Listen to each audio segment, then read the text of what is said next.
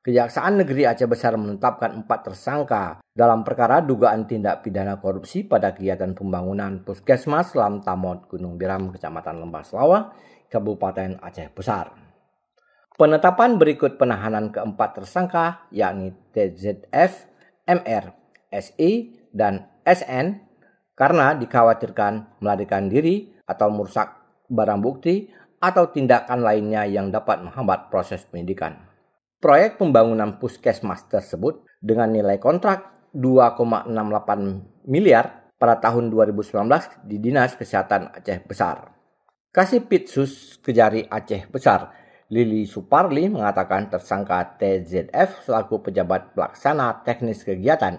atau PPTK bersama rekannya diduga tidak melaksanakan pekerjaan pembangunan Puskesmas Lam Tamot sesuai dengan spesifikasi, di mana terdapat kekurangan pekerjaan dan berdasarkan dari hasil pemeriksaan ahli kekurangan pekerjaan tersebut telah menyebabkan terjadinya kerugian negara senilai 134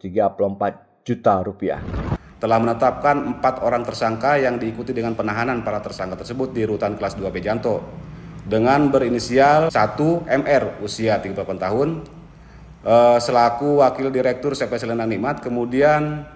TZF umur 53 tahun selaku PPTK, kemudian SI usia 50 tahun selaku peminjam perusahaan, dan SN usia 30 tahun selaku Direktur CP Desain Preview Konsultan Pengawas.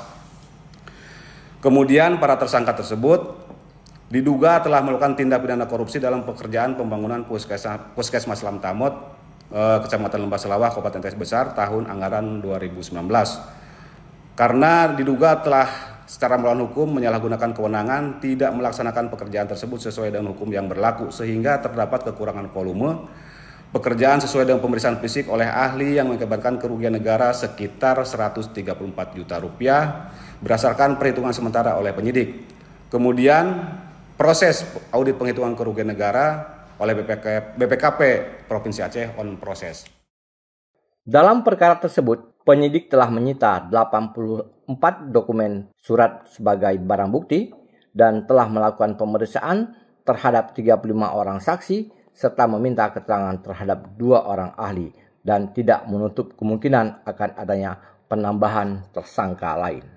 Para tersangka disangka melanggar pasal 2 ayat 1, pasal 3 junto pasal 18 ayat 1, huruf A, B ayat 2, ayat 3 Undang-Undang Republik Indonesia Nomor 31 Tahun 1999 tentang pemberantasan tindak pidana korupsi sebagaimana telah diubah dengan Undang-Undang Republik Indonesia Nomor 20 Tahun 2001 tentang perubahan atas Undang-Undang Republik Indonesia Nomor 31 Tahun 1999 tentang pemberantasan tindak pidana korupsi junto pasal 55 ayat 1 ke 1 KUHP.